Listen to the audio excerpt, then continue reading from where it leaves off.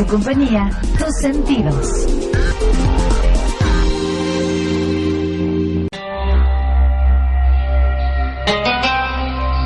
La mitología al alcance de todos. A través de la mitología encontramos nuestra propia historia, de dónde venimos y hacia dónde vamos. Soy Tere Flores, es momento de descubrir nuestro propio mito.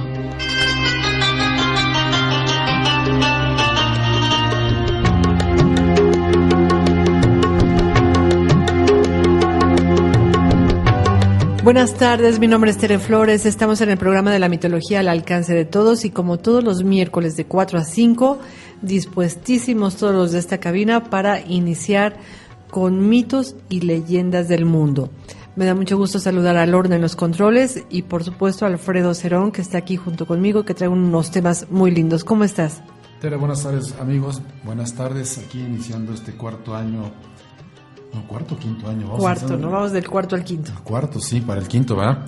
De transmisión. Y bueno, sí, como comentabas, pues aquí con unos temas que esperamos sean de agrado a todos. Perdón, Lorna, buenas tardes. Oye, ya hay que hacer una cuenta de cuántas horas llevamos de contar puros mitos. Ya 4 años, todos los miércoles 1 hora. Pues es mucho, ¿no? Luego me haces la cuenta porque yo no soy buena para las cuentas. Nos van a decir mitoteros. Bien mitoteros que somos, ¿verdad? Pero bueno, cuando empiezas a descubrir que el mundo está lleno de mitos, todo se vuelve más interesante y observas más. Y aparte, ¿sabes qué? Que luego esos mitos como que los pasas a la vida real y dices, oye, tienen mucha similitud algunas cosas, ¿no? No, todo tiene una similitud de veras.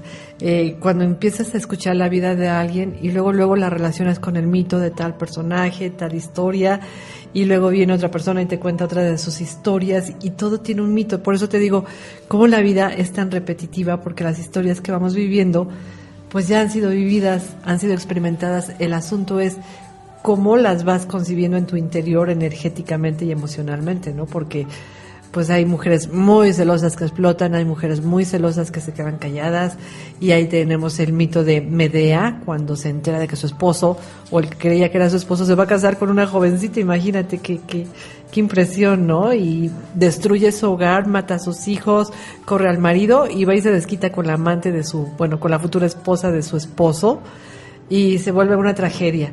Pero entonces empiezas a ver, pues es que eso sigue pasando. Claro, o sea, a mí cómo me impactó el de la medusa. Que bueno, yo primero decía, bueno, pues era una mujer que con su furia convierte a los hombres en piedra, pero ya que empiezan a estudiar el mito, pues traía... Porque era su furia, ¿verdad? Era su furia, ¿no? Tenía razón de estar enojada. Era una mujer muy bonita, la habían violado y pues estaba, por supuesto que estaba bastante enojada, ¿no? Claro, estaba muy, muy molesta. Y así empiezas a escuchar historias que van relacionándose con la mitología y te das cuenta que los mitos de veras son unas historias que se narran para saber cómo es el comportamiento del ser humano. Y a partir de ahí, su proceso emocional, su entendimiento de la vida, su experiencia. Y pues hay muchos finales, eso sí, cada quien se lo debe de poner, ¿no? Claro, en donde sí no le atinaron fue en Zeus. ¿Por qué? Porque bueno, pues el hombre por naturaleza no es como Zeus. No es mujeriego, no es parrandero, no piensa nada más en sexo, no tiene muchos hijos por todos lados. No, yo creo que sí. En todos lados, y sobre todo en México, hay muchos hombres que tienen muchas familias y muchos hijos en muchas colonias. O sea, están haciendo la vida de Zeus. Y cuando su esposa se entera, pues se pone bastante alterada, ¿no? Y se quiere desquitar. Lo más chistoso es de que la esposa se quiere desquitar del amante, cuando debería desquitarse del esposo. O sea, el que tiene que agarrar patadas al marido, ¿no? Ajá, y va y destruye al amante y quiere destruir a los hijos que tuvo con esa amante. Y ellos pues no tienen nada que ver en este asunto, sobre todo los hijos, ¿no? También son víctimas de las circunstancias del padre.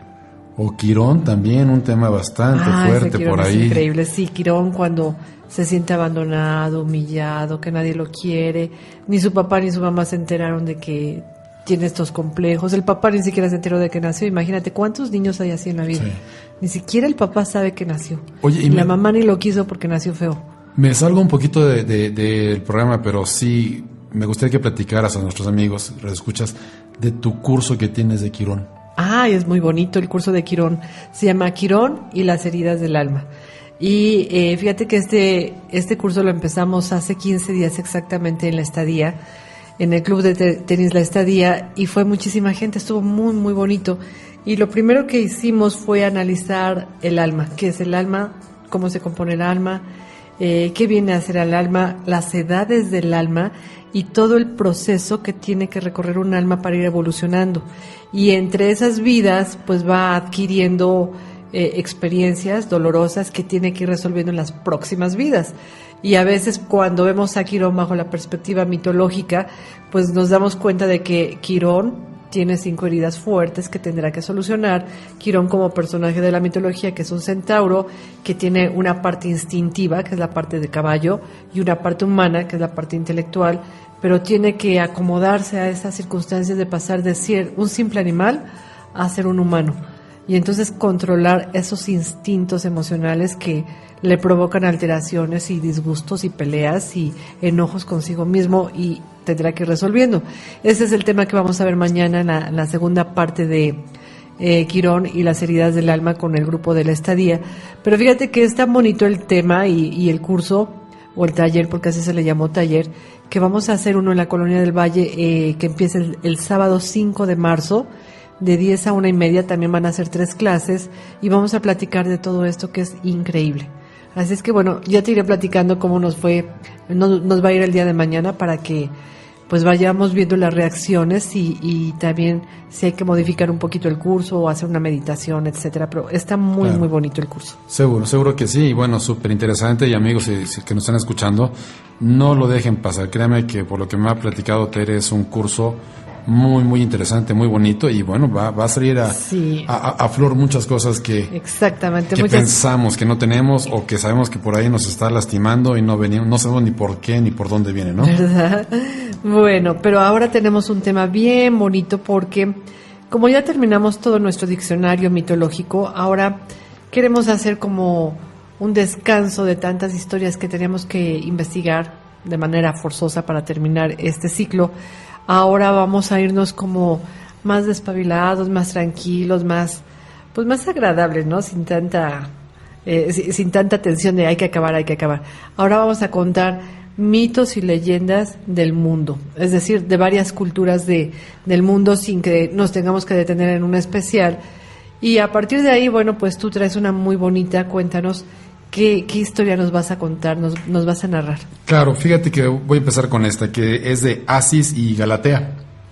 Deja comentarte que Galatea, pues era una dulce Nereida, que bueno, ella había desarrollado pues un enorme afecto por Asis.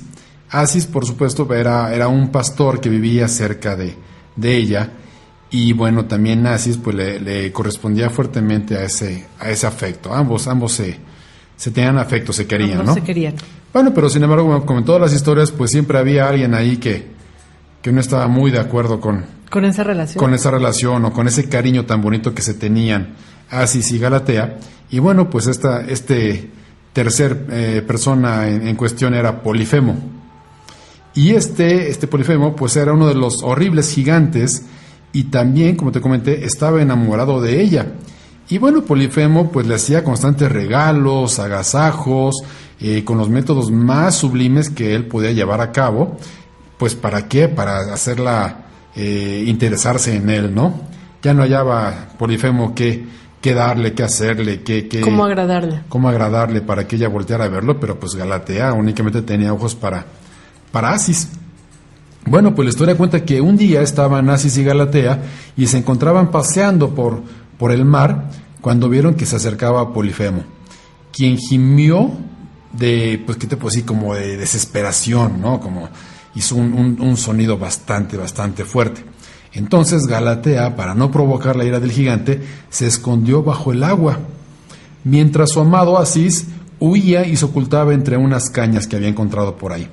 Entonces Polifemo, poseído por la ira, encontró a su rival y decidió que en un arrebato de furia, de gran coraje que tenía por Asis, de celos, pues decidió darle muerte a Asis, lanzándole una piedra que lo golpeó en la cabeza. Imagínate. Ahora, imagínate que Polifemo era un gigante, ¿no? Entonces, imagínate de qué tamaño era la piedra que le aplastó la cabeza de Asis.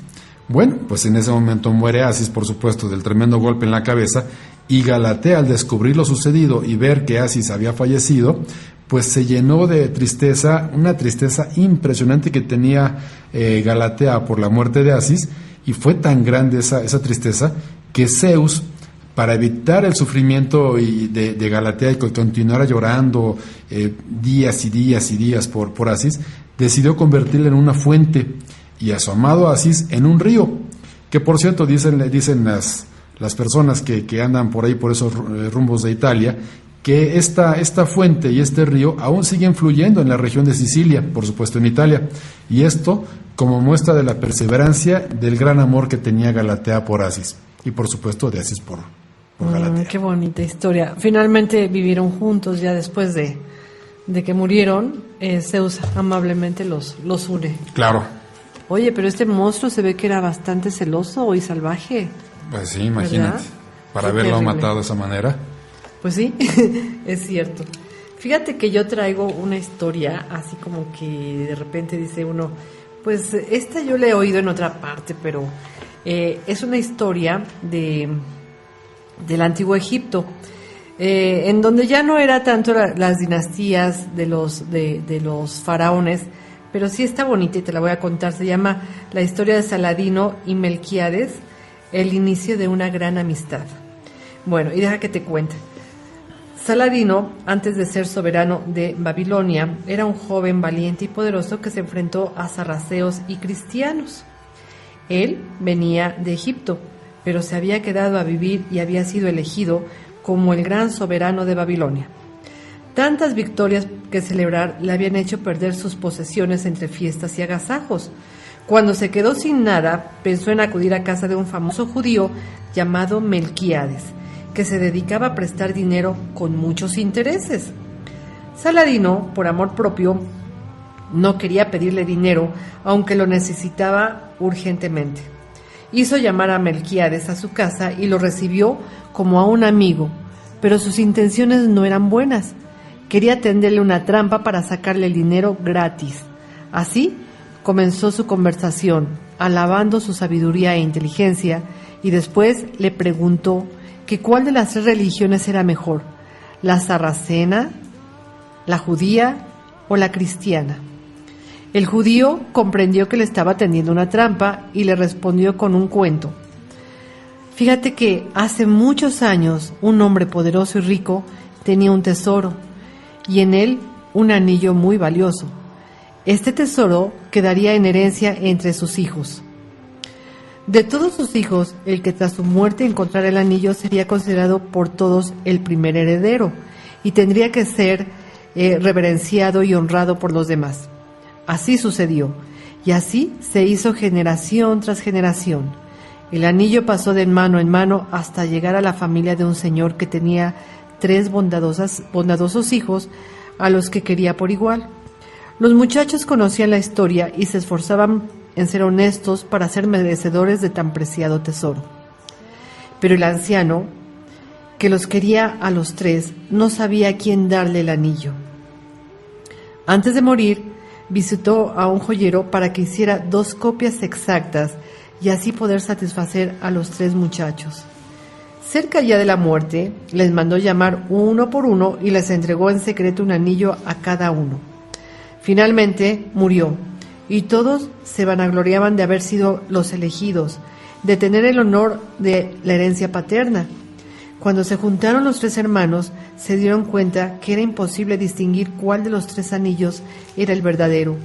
Así que nunca se supo cuál era el bueno, y ya nunca se sabrá. Los 3 compartieron la herencia y el honor que les transmitió su padre. El sabio Melquíades aplicó este cuento a la pregunta de Saladino sobre las religiones. Cada persona tiene una herencia religiosa que hace ley. Nadie puede decir que esté en la fe verdadera, pues no conocemos todas las herramientas para discernir cuál es la religión verdadera. Saladino se quedó callado. Admiró la inteligencia de Melquíades y lo hábil que había sido escapando de su trampa, por lo que decidió ser sincero y exponer abiertamente la necesidad que tenía de dinero. Saladino se sintió mal por haber intentado engañar al judío, y gracias a esta anécdota y a la rectificación de su postura, ganó un amigo para toda la vida y así lo ayudó por siempre. ¿Cómo ves esta historia? ¿Te gustó? Pues sí, pero...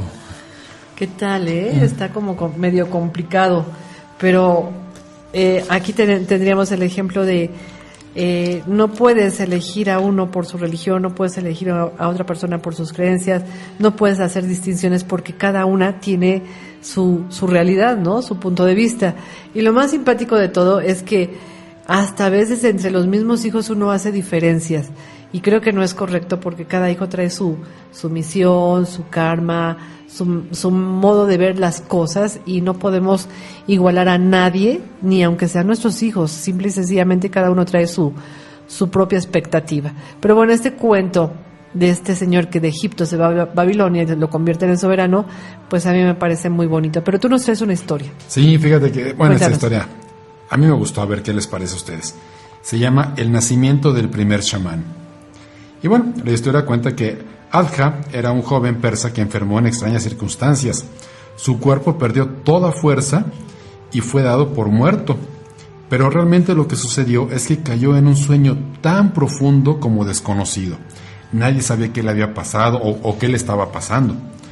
Los pájaros negros lo tomaron y lo elevaron al cielo, que era por cierto el mundo superior regido por las aves. Allí fue criado y educado por ellos. Cuando adquirió el grado de conocimiento deseado por dichos pájaros, lo redujeron al tamaño de un embrión y lo depositaron en el vientre de una mujer. Así, volvió a nacer en el seno de una nueva familia, sin tener recuerdos de su pasado. Según crecía, iba descubriendo que tenía poderes curativos y su ingenio crecía. Según crecía su cuerpo, también él iba encontrando pues diferentes, ¿qué te puedo decir? Actitudes o diferentes cualidades que tenía, ¿no? Entonces se dedicó a curar a los enfermos y empezó a crear ungüentos y a recuperar las almas perdidas y bueno, en fin, a utilizar todos los recursos que la naturaleza ponía a su alcance con la ayuda de los pájaros. En su larga vida pudo enseñar sus conocimientos a varios pupilos y estos a su vez a otros y otros a otros y otros a otros, desarrollándose así, pues, ¿qué se puede decir? Una tradición chamánica. Una escuela chamánica. Exacto, una tradición o una escuela chamánica oriental. Bueno, pues solo unos pocos elegidos pudieron demostrar sus dotes y desarrollar todos sus conocimientos e ingenios necesarios para convertirse en un auténtico chamán.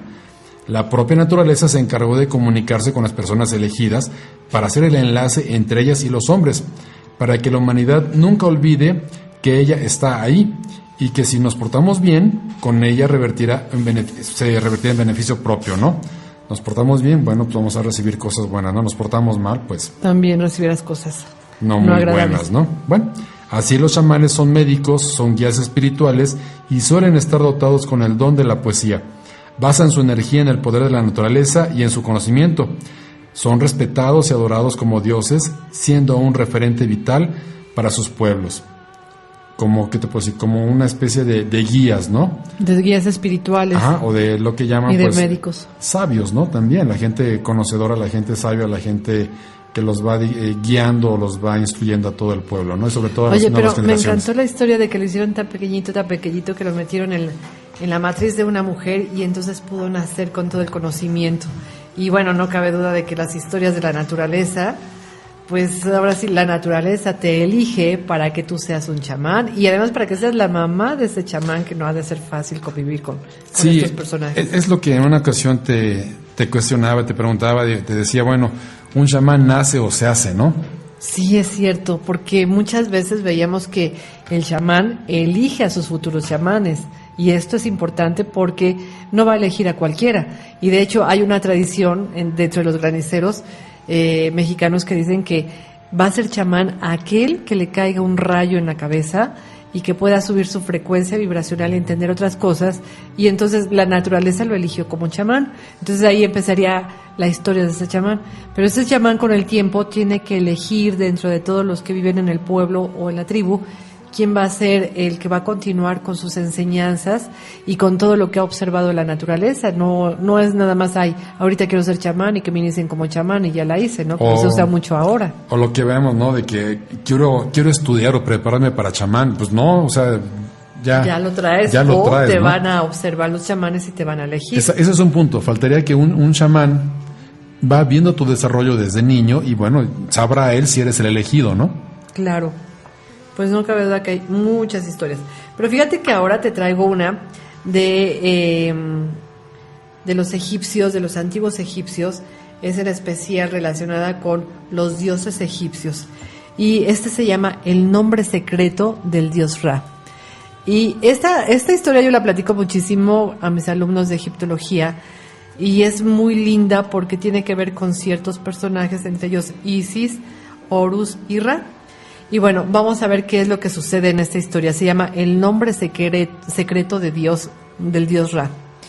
Y bueno, deja que te cuente que el objetivo de Isis era descubrir el nombre secreto del dios Sol, o sea, del dios Ra, para que ella y su hijo Horus adquirieran dignidad divina y así acceder a la cúspide del panteón egipcio. Es decir, Isis, muy lista, necesitaba saber el nombre del dios Ra para que ella y su hijito Horus pudieran llegar a lo más alto de lo que sería todo lo que bueno, ¿cómo te vamos a decir?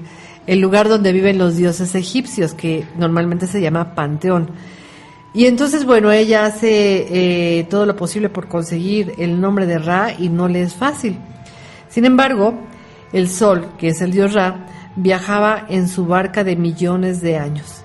Y en cierta ocasión, al bostezar antes de dormir, se le cayó la saliva al suelo e Isis, que lo espiaba constantemente, la aprovechó, mezclándola con la tierra para crear una serpiente muy venenosa. La puso en su camino y así el Sol, cuando pasó por ahí, que normalmente pasaba todos los días en su deambular normal, pues resulta que cuando pasa por ahí el dios Ra, la serpiente que lo muerde. Entonces Ra enfermó y se dio cuenta de que pues ya era viejecito y que había sido mordido por una criatura que él no había creado, porque él es el creador de absolutamente todo lo que existe. Entonces, cuando se da cuenta de que ya es viejito, que se le salió la saliva, que la ocuparon para hacer a un ser que él nunca había imaginado hacer, y que este ser extraño se atrevió a morderlo, pues se da cuenta que está ya como en una situación muy complicada. Bueno, pues resulta que todos los dioses temieron por la posible pérdida de la fuente de la vida, hasta que de repente apareció Isis, ofreciendo su magia a cambio del nombre secreto del Sol. Pese a las primeras reticencias, el dolor corroe al Sol y finalmente cede a condición de que ni ella ni su hijo se lo digan nunca a nadie. El dios Ra acepta decirle su nombre secreto a Isis. Y bueno, Isis promete que jamás se lo va a decir a nadie y que su hijito tampoco lo va a confesar. Y es así como el dios Ra tiene que decirle su nombre personal a la diosa Isis. Es así que el azar ha querido que el nombre del Sol no se sepa jamás, pues se omite en el papiro que narra esta historia cuál es el nombre que el dios Ra le dio a la diosa Isis. Y por eso la diosa Isis tiene tanto poder sobre toda la magia. Y bueno, pues es increíble, pero hasta el momento no se sabe cuál es el nombre o el verdadero nombre del dios. ¿Qué te pareció? Esta es una historia bien bonita.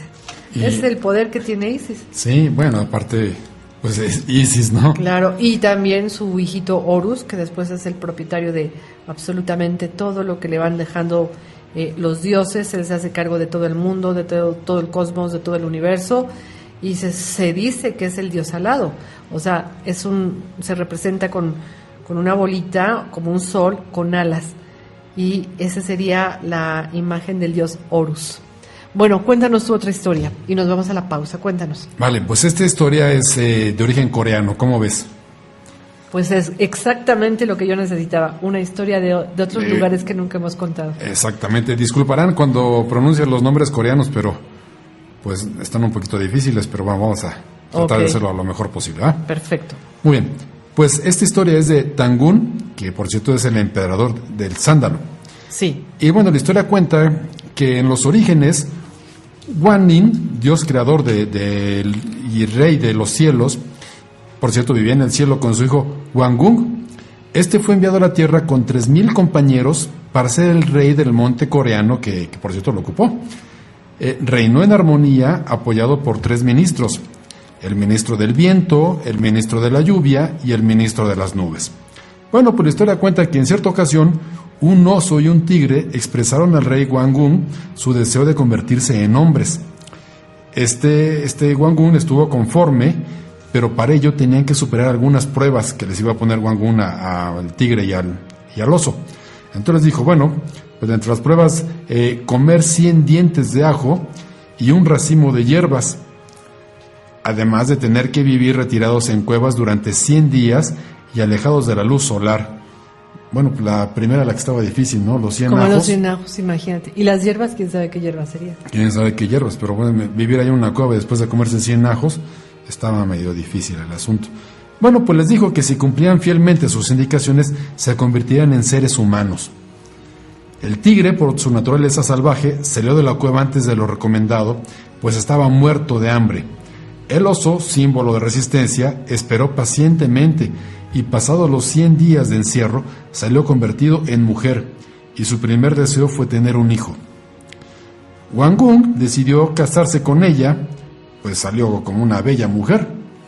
Entonces, sí, bueno, hay que ponerle un poquito de sabor aquí a la historia, pues si le ponemos que era una fea mujer, pues no. No, para nada, salió siendo una bella mujer. Sería una bella mujer y Guangún, pues ni tardo ni perezoso, dijo yo me caso con ella. Entonces concibieron un hijo y tan solo por la unión de sus alientos fue como se dio esta creación.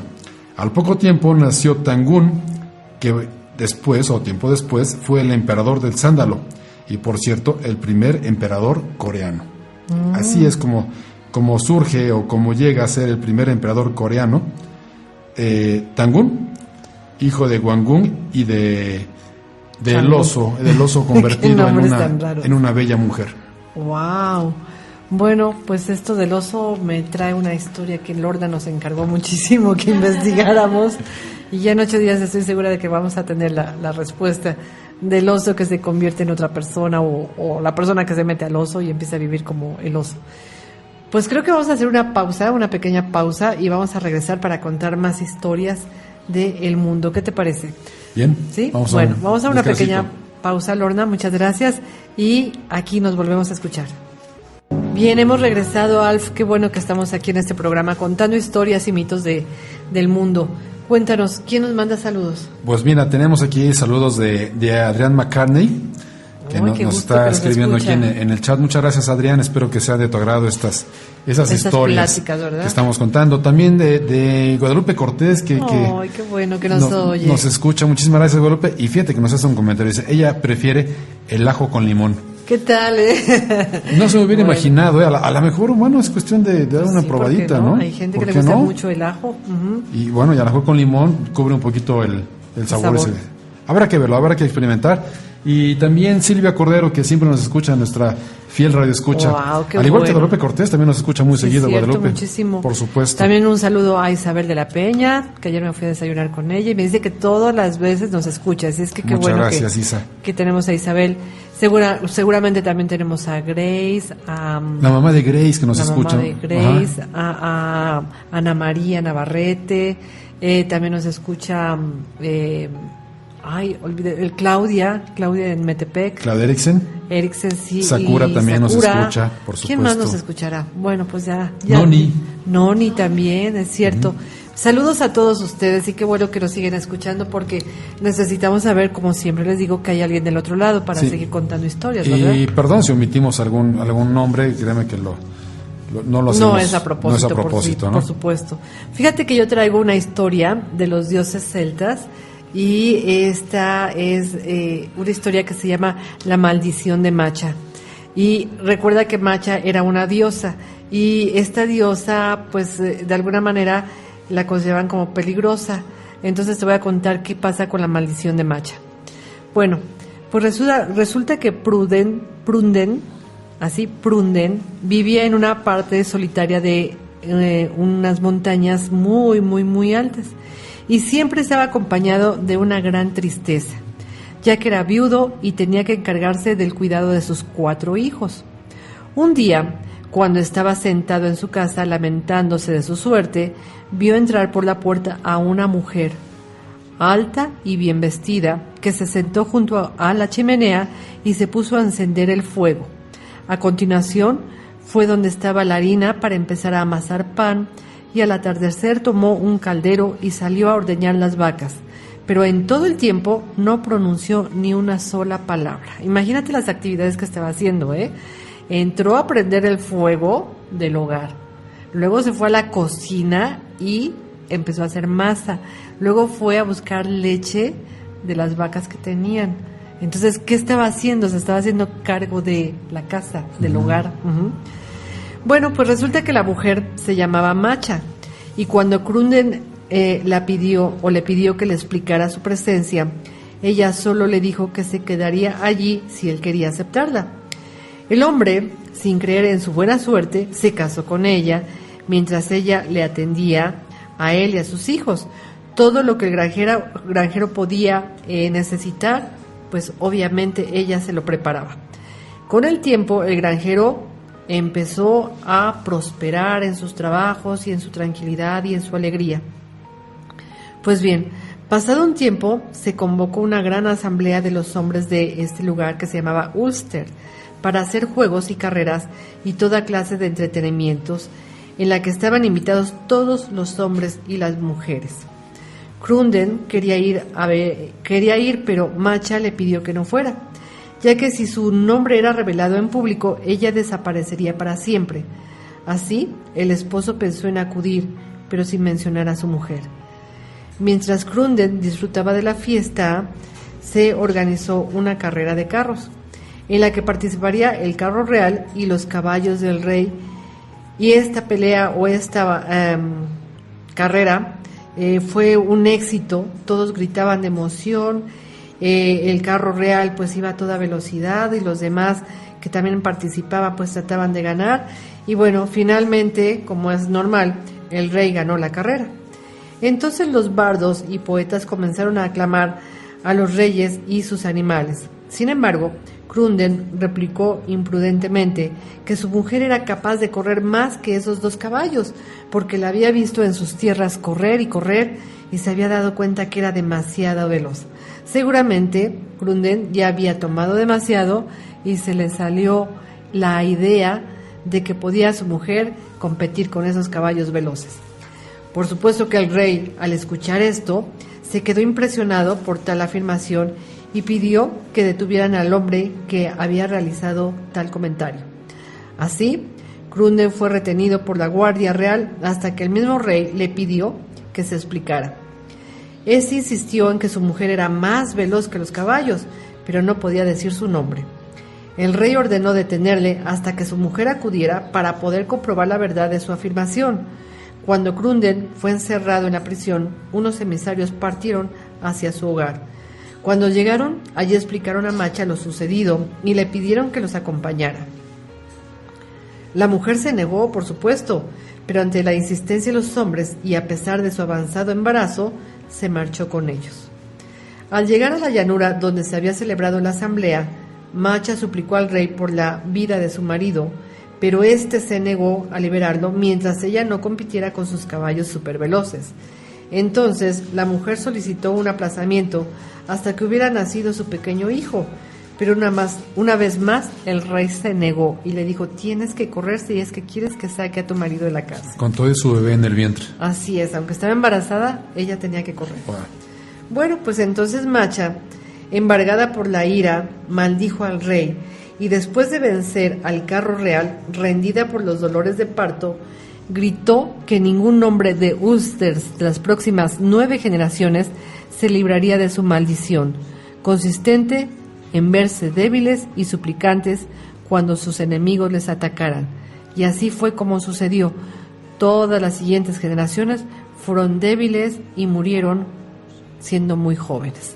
Esta es la historia de la diosa Macha, que se convierte en mujer y quiere ayudar a este señor que se llama Crunden, y la verdad es que este señor pues no tuvo ninguna contemplación en ir a gritar que su esposa era más veloz que los caballos. ¿Cómo ves? Es increíble, porque lo único que quería Macha era ayudar a este señor para que pudieran pues darles de comer a los niños, tener un hogar, tener una familia, y que el Señor dejara de estar tan triste porque siempre estaba demasiado melancólico y los niños estaban aprendiendo eso. Qué historia, ¿verdad? Pero bueno, saltemos a otro lugar del mundo. Oye, y vendrá de ahí un poquito lo de que, pues de mi punto de vista, la mujer es muy fuerte.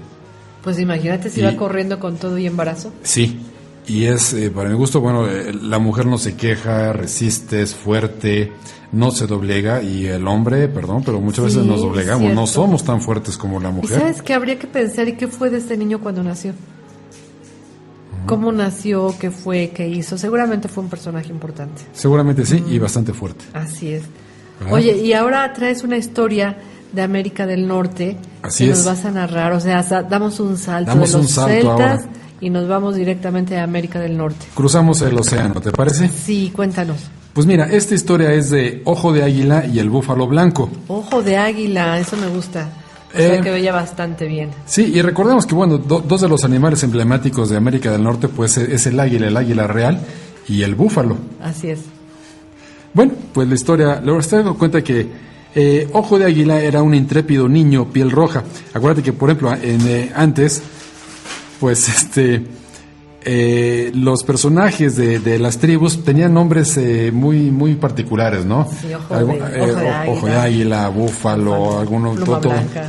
Sí, exacto, todo muy cercano a la naturaleza, ¿no?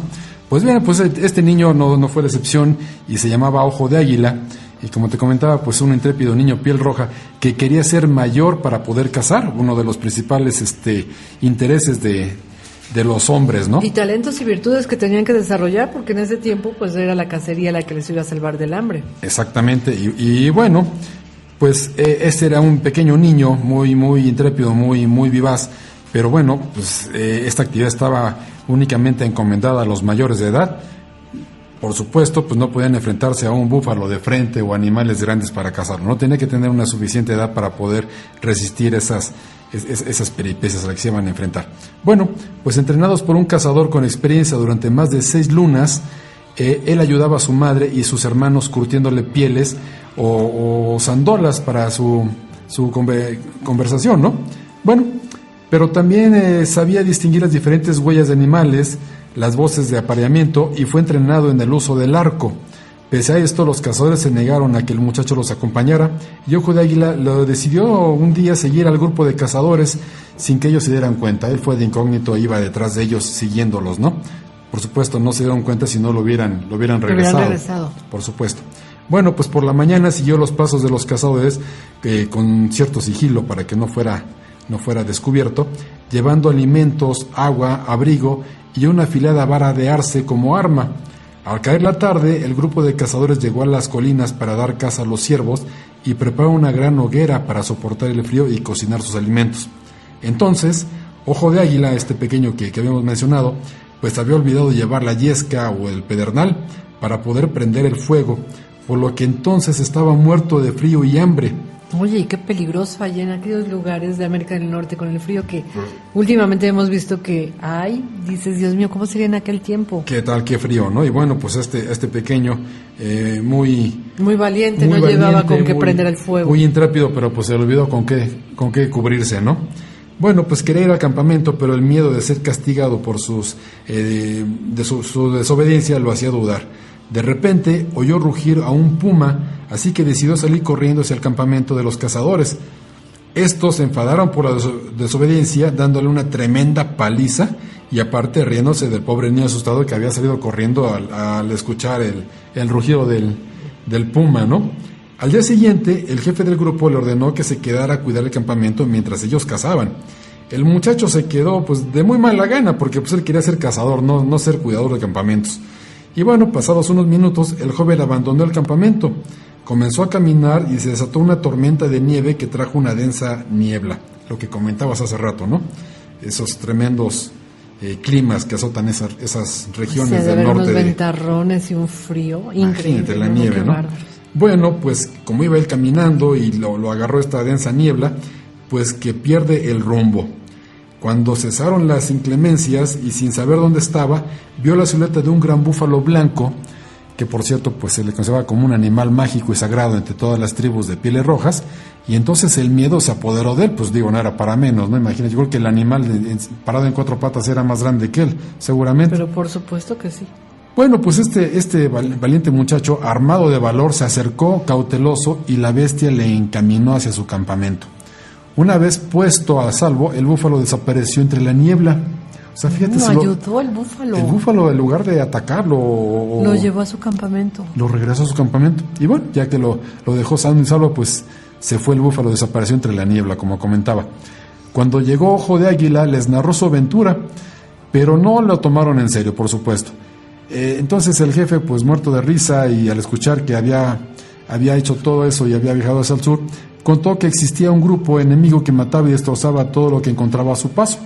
Vestían armaduras, usaban sables, montaban a caballo y eran de piel blanca. Wow, ya estaban hablando de los conquistadores. Estaban hablando de los conquistadores de la sí, porque en América no había caballos. Así es. Bueno, pues en un frío invierno, el abuelo Ojo de Águila y su familia huyeron de este enemigo, pero se perdieron sin víveres necesarios para subsistir, por lo que el abuelo decidió cazar un animal para mitigar el hambre. Después de buscar y no encontrar ninguna presa, se percató de que había perdido el camino de regreso, igual que lo que le pasó a este pequeño, ¿no? Cansado y sin esperanza, se le apareció el gran búfalo blanco, señalándole el camino de regreso a donde lo esperaba su familia. Entonces el jefe afirmó que Ojo de Águila sería el día de mañana uno de sus grandes chamanes o jefes de su tribu. Wow. ¿Por qué? Porque este hombre... platicado. Más que nada, ¿sabes qué? Tanto el abuelo, que después fue el jefe de la tribu, el chamán, como a este pequeño valiente niño, pues se les apareció el gran búfalo blanco, que bueno, para mi entender, pues era como una clave, ¿no? Como una señal de que... ¿O era su guía? Ya ves que ellos también usaban ciertos animales como guías y podríamos decir, pues es el animal principal del tótem de ellos. Sí, por supuesto. Búfalo. Exactamente, tiene la razón. Podría ser así como su gran señal, ¿no? Uh-huh. De que él es el elegido, es el que va a ser el gran chamán. Como en el caso, por ejemplo, de los mayas, ¿no? Que a los chamanes se les aparece, ¿cómo se llama este animal? Que es como el jaguar. Ah, claro, sí es cierto. Que yo sí que era como el puma, se me olvidó el nombre, pero no, es el jaguar el que se les aparece a los chamanes en la región maya, ¿no? Bueno, pues a los indios del norte de América se les aparece el gran búfalo blanco, ¿no? Qué bonita historia, o sea, ahora sí que de historias de América del Norte debe de haber muchísimas y muy bonitas, muy, muy lindas. Bueno, pues yo les quisiera platicar ahora de una historia también de América del Norte, que se llama La Mujer del Sol, la Abuela Araña y los Gemelos. Imagínate cuántos personajes. ¿La Abuela Araña o la...? No, es la Mujer Sol o del Sol, la Abuela Araña y los Gemelos. Okay. Entonces, fíjate, es una historia bien bonita también de Norteamérica. Es una leyenda Kiowa, así se dice, Kiowa. Bueno, te la cuento. Una niña dejó una cesta con su hermanita dentro, colgada en una rama del árbol mientras jugaba. Un pájaro rojo se posó en la parte más alta del árbol cantando para la bebé. La niñita se sintió atraída por el pájaro y salió de la cesta para atraparlo. Fíjate, la niñita que estaba en la camita, en la cesta, pues. Uh-huh. Cuanto más ascendía la niña, más crecía el árbol y más lejos estaba el pájaro rojo. Cuando la niña alcanzó al pájaro, era ya una mujer y había alcanzado la casa del sol. El pájaro se convirtió en un hombre, el mismísimo sol. Este le dijo que la había visto desde arriba y se había enamorado de ella. Decidieron casarse, pero él solo le pidió que nunca arrancara una determinada planta del huerto. La mujer tuvo un hijo, pasaba muchas horas sola en casa y se sentía triste sin su familia. Por curiosidad arrancó la planta que le había prohibido tocar el sol y por el hueco pudo ver a su pueblo. Su nostalgia fue tan grande que cogió a su hijo y con una cuerda se descolgó por el agujero. Comenzó a bajar, pero en ese momento apareció el sol, que al verla se dirigió furioso hacia ella y le arrojó un anillo que cortó la cuerda. Y la mujer con su niño a la espalda se precipitaron al vacío. La mujer murió, pero el niño no, pues cayó encima de la madre.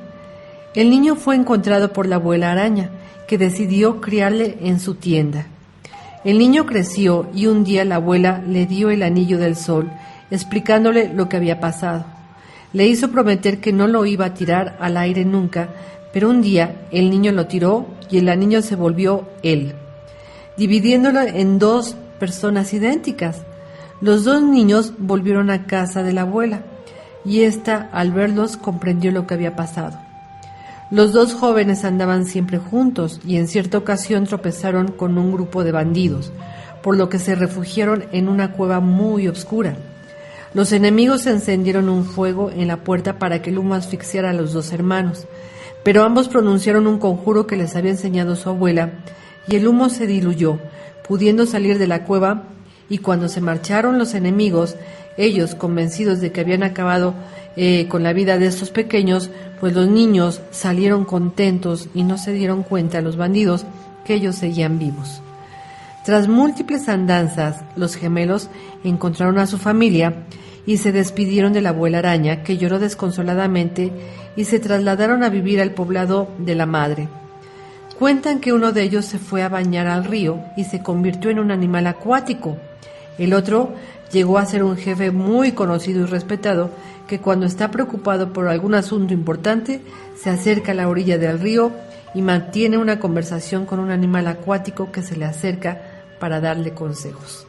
Esta es la historia de estos indios americanos que se llaman Kiowas y que lo narran normalmente a los niños pequeños. ¿Qué te parece? La mujer del sol, la abuela araña y los gemelos. Está bonita, ¿verdad? Sí, qué bonita historia, me gustó. Así es. Bueno, cuéntanos, ahora qué nos traes tú.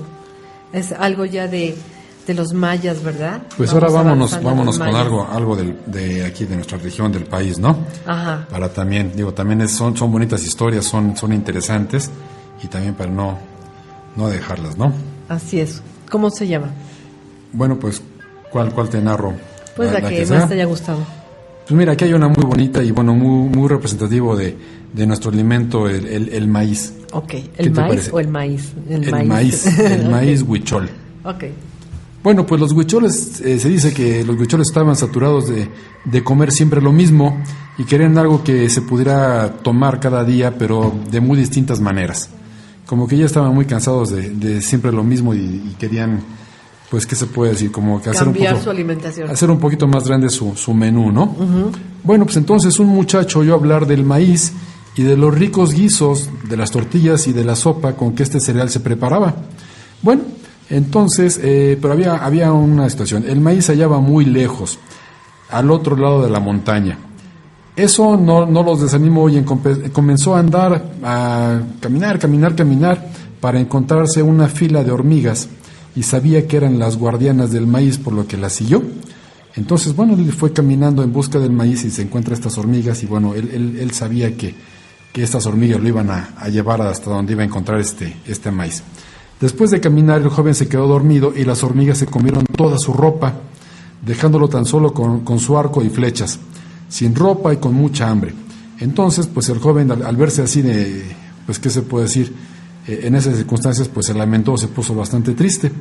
Y entonces, que estaba él, pues, bastante triste en ese momento, y un pájaro se posó en un árbol cercano, y el joven le apuntó con su arco, pero le increpó diciéndole que él era el padre del maíz. Lo invitó a su casa, donde lo recibiría todo lo que él era, y le comentó todo lo que hacía el maíz, ¿no? Y que él era, por supuesto, se decía el padre del maíz. Y bueno, se lo llevó y empezaron a andar y andar, hasta que llegó un momento en que se encontró con sus hijas, 5 doncellas muy bellas llamadas Mazorca Blanca, Mazorca Azul, Mazorca Amarilla, Mazorca Roja y Mazorca Negra. Recuerda que este pájaro decía que era el padre del maíz, y bueno, lo llevó donde estaban sus hijas, que bueno, pues eran las variedades de... Las 5 mazorcas. De 5 mazorcas, o las variedades del maíz, ¿no? Bueno, Mazorca Azul lo cautivó con su belleza y su dulzura, y pronto se casaron y regresaron al pueblo. Como no tenían casa, durmieron un tiempo en el lugar dedicado a los dioses, y como cosa de encantamiento, la casa de los recién casados se llenaba todos los días de mazorcas que lo adornaban como flores. La gente venía de todas partes, pues Mazorca Azul le regalaba mazorcas a manos llenas. Y bueno, pues la gente ni tarda ni perezosa iban por su dotación de mazorcas, ¿no? Entonces la esposa enseñaba a su marido cómo sembrar el maíz y cómo cuidarlo. Al enterarse de las delicias de la comida nueva, muchos animales intentaron robarla. Pues entonces Mazorca Azul enseñó a la gente que debía prender fogatas cerca de las milpas para asustar a las criaturas que andaban en busca de los elotes tiernos.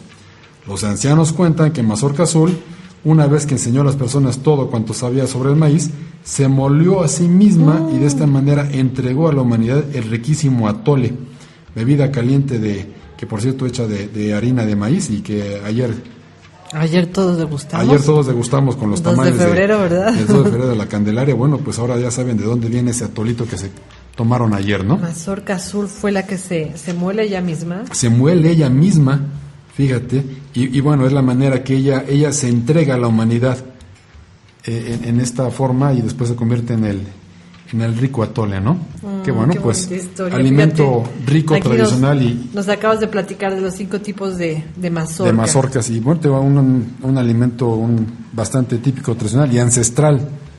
Claro, pero fíjate mexicanos. Que es bien cierto porque siempre se ha visto que la siembra, el crecimiento, la recolección de los frutos, pues siempre van acompañados de rituales y de grandes ceremonias para que los dioses estén contentos y también los dioses tienen su parte benéfica porque se les entrega a algunos beneficios, pues algunas, ¿qué será? Pues ahora sí que parte de la cosecha, parte de lo que se va a comer la gente también se lo entregan a los dioses como un ritual. Y esto es muy bonito porque volvemos a ver que se le da gracias a la naturaleza, se le da gracias a la tierra, se le da gracias al cielo, a la misma lluvia que ha regado todas estas mazorcas y por supuesto que es necesario agradecer todo lo que nos da la naturaleza o los dioses y pues una de ellas son el maíz, que aquí en América pues era tan importante, ¿no? Y cada historia que escuchamos de los dioses del maíz y cómo se convierte y cómo crece y cómo lo cuidan, pues sí, los rituales son una forma de agradecer a toda la naturaleza, todo lo que nos pueden dar. Bueno, fíjate que ahora yo te voy a contar una historia de Puerto Rico. Es una pequeña, chiquitita historia de Puerto Rico que se llama La Garita del Diablo. Imagínate, La Garita del Diablo. Se dice que está en un lugar que se llama Espigón, es una fortaleza que está en San Cristóbal y que dicen que domina la vieja ciudad de San Juan de Puerto Rico y que era pues finalmente una fortaleza. Ya sabes que las fortalezas son para defender a la ciudad de los ataques de los piratas o de los que traten de robar ahí. Se dice que esta construcción la hicieron en 1634. Entonces se llama La Garita del Diablo, que está en Puerto Rico. Ese espigón es como un muro grueso, ¿no? Sí, que para proteger, ¿no? Exacto. Bueno, deja que te cuente qué pasaba en esta Garita del Diablo. Dice, en prevención a los ataques piratas, la capital de este país se rodeó de castillos con murallas y muchas garitas de vigilancia. Una de dichas garitas estaba muy alejada y solitaria y reposaba sobre un impresionante acantilado. Una noche el soldado Flor de Azar, fíjate así se llamaba, Flor de Azar, estaba velando dicha garita. Como de costumbre, los gritos de contraseña de los soldados se escuchaban de trecho en trecho, pero al llegar a esta garita nadie contestó. Solo se escuchaba el viento silbar y el mar con su rumor. Flor de Azar era un soldado español muy destacado por su belleza y Diana era una mestiza muy hermosa de este lugar. Ambos estaban enamorados. Se conformaban con mirarse y hablarse con los ojos, pues a él la ordenanza le prohibía acercarse a ella, y a ella se lo prohibía a su madre. Se comunicaban a través de la guitarra del joven soldado y se lanzaban mensajes en clave. Uno de ellos es este: mañana cuando anochezca, vete a buscar a tu amor, porque lejos de tus brazos se le muere el corazón. Eso era lo que se decía. A la noche siguiente, Diana se levantó sigilosamente y salió discretamente de su casa para buscar a su amor. Cuando se encontraron en la garita, decidieron huir lejos y vivir juntos para siempre. Diana le había llevado un traje civil o de civil. Él dejó en su garita el fusil, la cartuchera y el uniforme, y sin hacer el menor ruido huyeron hacia la sierra. Allí, a escondidas, construyeron su hogar y vivieron juntos el resto de sus vidas. Dicen que en la garita por las noches se escucha el rasgueo de la guitarra y una risa disuelta que se entremezcla con el viento. Son Diana y Flor de Azar, que se burlan de los que inventaron la leyenda de la garita del diablo. ¿Qué tal? Y luego en ese que iba a salir el diablo, que algo sí, le iba a hacer. Y luego en ese lugar tan mágico y tan hermoso como Puerto Rico, ¿no? Imagínate. No, imagínate, con la guitarra y el sonido del mar, no. Claro. Pero bueno, de historias hay muchísimas historias. Claro. Oye, fíjate que déjame hacerte un comentario que me pareció muy bonito, muy interesante, que nos hace Isabel de la Peña. Ahí está, ¿qué tal? ¿Qué dices? Nuestra querida amiga y bueno, colaboradora también del programa, ¿verdad? Por supuesto que sí. Fíjate que ella nos dice que Chicomeotl es la diosa del maíz. Ah, mira, qué bueno que lo sabe, porque aquí hemos hablado mucho de varias diosas que tienen esa posesión del maíz y ahorita que nos dice el nombre, ¿cómo es? Chicomeotl. Y la historia que tú nos contaste de las 5 mazorcas, imagínate, va acrecentando la historia del maíz. Algún día vamos a hacer un programa única y exclusivamente del maíz y de todo lo que se hace con el maíz, y además cómo se representa este crecimiento del maíz a través de el movimiento de Venus, que es increíble la relación que hacen los mayas con el maíz y Venus. Y bueno, como tú sabes, déjame seguir con este comentario porque es muy bonito lo que nos dice Isabel. Por supuesto que sabe muchísimo, hay muchas cosas interesantes y las quiero compartir con ustedes. Nos dice que también es bueno por su vestimenta de maíz viejo y morado, que es muy rico, y dice que también es la diosa de la fertilidad en los campos y en la vida.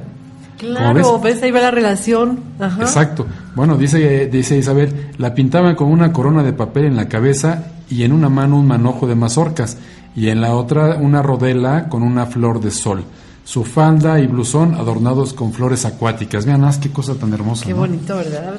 Muchísimas gracias, Isa, por este comentario. La verdad es que estas historias del maíz son tan bonitas y a veces ni cuenta nos damos de que el maíz es parte importante de nuestro crecimiento, de nuestra vida, de todo, de nuestros dioses, etcétera. Claro. Gracias, Isa, qué bonito. Isa, muchas gracias. Y bueno, por supuesto lo que siempre hemos solicitado, ¿no? Que participen, que nos enriquezcan también con sus comentarios, ¿no? Así es. Gracias, Isa. Un saludo. Y bueno, ¿sigo? Sí, tenemos esta historia y ya nos vamos. Vale. Bueno, pues me sigo con América. ¿Qué te parece? Ok, gracias. Okay. Vamos con América, que luego la dejamos a un lado por irnos a escuchar cosas lado, exóticas, ¿no? Y raras. También aquí hay cosas exóticas, raras y bonitas, ¿no? Y bueno, yo os voy a comentar cómo nació el río Orinoco. El río Orinoco, fíjate que entre Venezuela y Colombia. Uh-huh. Exactamente. Bueno, pues es una leyenda de Colombia precisamente. Y esta historia dice que el dios Guanadi creó a los hombres, creó las plantas y los animales, pero al principio de todos los tiempos solo existió un río en la tierra.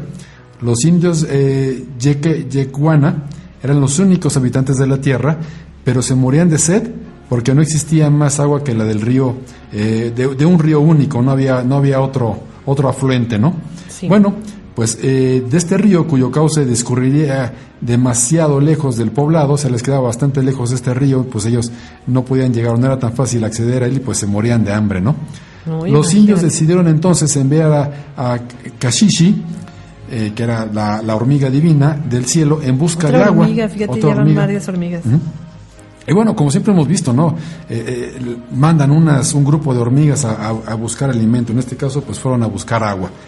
Y bueno, esta hormiga viajó durante días y días y días, mientras los indios esperando morían deshidratados, ¿no? Y la hormiga seguía pues, en busca de esta agua. Después de varias jornadas, la hormiga llegó al agua. Era un río tan grande que tenía olas como el mar, imagínate nada más. Cuando regresó les indicó que el único camino donde podían encontrar el agua, les dijo, y los hombres ya no morían de sed, pero el agua estaba muy lejos de donde ellos vivían. Entonces el brujo de la tribu rezó a Guanadi, y este se compadeció de sus esfuerzos, trazando con dos de sus dedos de su mano derecha un gran surco de este a oeste, formando el río Orinoco. Y por supuesto, pues también sus afluentes, ¿no? Entonces, de esa manera, el río Orinoco es un surco del dedo de Guanadi. Fíjate nada más que dedote, porque es un río larguísimo. Es un río muy largo, muy muy caudaloso, y por supuesto que también sus afluentes, bueno, pues dan este líquido vital a los diferentes poblados que hay por ahí cerca, ¿no? Y de esa manera, bueno, pues ya los indios de esta región de Colombia, pues ya dejaron de padecer por la falta de agua y ya no tuvieron sed, ¿no? ¿Qué tal? Fíjate que este río Orinoco, que es bien grande y bien ancho, se tiene como las primeras referencias digamos, de que aparece en alguna relación de los conquistadores. Se dice que el primero que lo menciona es Diego Ordaz, quien acompañó a Hernán Cortés en la conquista de México. Y se dice que fue su descubridor, Diego de Ordaz, el que encuentra este río que se llama río Orinoco. Se dice que fue más o menos entre 1531 y 1532 cuando se atreve a navegar este río y se da cuenta dónde inicia y dónde termina. Y él llega a desembocar exactamente en un lugar que se llama Meta, que son los raudales del Atures. Por supuesto que deben de estar entre Colombia y Venezuela. Yo me imagino que más bien es Venezuela donde él llegó a terminar este recorrido. Y bueno, muchas veces nos preguntamos, bueno, ¿y estos hombres de qué estaban hechos, que eran tan valientes para recorrer estos ríos? En Chiapas hay un río muy bonito, ahorita olvidé el nombre, es hermoso, que también lo recorrió uno de los conquistadores. Y de repente dices, bueno, qué valor de estos hombres de meterse por las selvas, de ir a investigar, de no detenerse ante nada con tal de lograr un éxito y un renombre, ¿no? Porque pues un conquistador, primero que nada, era un valiente. Segundo, quería dinero. Tercero, quería reconocimiento. Y pues lo demás ya no sé qué más hayan querido, pero lo lograron. No, pero imagínate, qué valor, porque cuánta cosa y animal y bicho y tepocata y todas esas cosas no se encontró por ahí, ¿no? Claro que sí, pero seguramente pues tuvieron que superarla, ¿no? Bueno, pues creo que hemos llegado al fin de esta plática. Vamos a continuar la siguiente semana porque hay unas de historias increíbles. Me faltaron todas las de África que había yo escogido, pero no importa porque tenemos dos miércoles para esto. Bueno, ya hoy fue el primero y dentro de 8 días será el segundo miércoles para mitos y leyendas del mundo. Y después vamos a venir con un tema bien bonito que tiene que ver con las leyendas e historias de la Alhambra. ¿Cómo sí, ves? Y bueno, no te preocupes porque pues tenemos otro año, ¿no? Acabamos de empezar uno nuevo. Sí, ¿verdad? Y no tenemos prisa. No tenemos prisa, no hay prisa, ¿verdad, Lorna? Por platicar nada. ¿Otro añito más? No, aquí lo seguimos. Sí, despacito y bien hecho. Bueno, amigos, pues muchísimas gracias a todos por habernos escuchado. Les recuerdo que este programa está patrocinado por la Escuela Albedo y muy pronto, exactamente el 13 de febrero, que es sábado a las 10 de la mañana, inicia el nuevo curso de Cábala Ritualística, en donde los maestros son 2 alumnos muy queridos míos, que uno de ellos se llama Juan Carlos Hernández y el otro es Luis Núñez. Y van a dar este curso de cábala ritualística y no saben lo que saben estas personas, de veras es impresionante. Y pues espero que se puedan incorporar. El costo es de 500 pesos, es una vez al mes, no es caro, sinceramente. Incluye material, vamos a hacer meditaciones, vamos a aprender a hacer la mesa del mago, vamos a iluminar las cartas del tarot. Y bueno, es una actividad hermosísima de un autodescubrimiento. Si pueden integrarse a este curso, les voy a agradecer muchísimo. Y más que nada, su alma se los va a agradecer porque va a entender por qué está aquí en este planeta Tierra. Sí, además Juan Carlos pues ya nos hizo el honor de venir aquí al programa a hablar de unos temas. Hablar de los chakras del mundo, claro que sí. Y por cierto, un comercialito también, pues amigos, no se pierdan estén pendientes del curso de Quirón que... es hermoso, ¿verdad? Ha estado muy bonito. Se va a dar allí en la del Valle porque de veras que es vale muy bueno, vale la pena. Bueno, amigos, pues muchas gracias, muy buenas tardes y nos escuchamos dentro de 8 días. Gracias, Lorna, y gracias, Alf. Hasta luego. Hasta luego.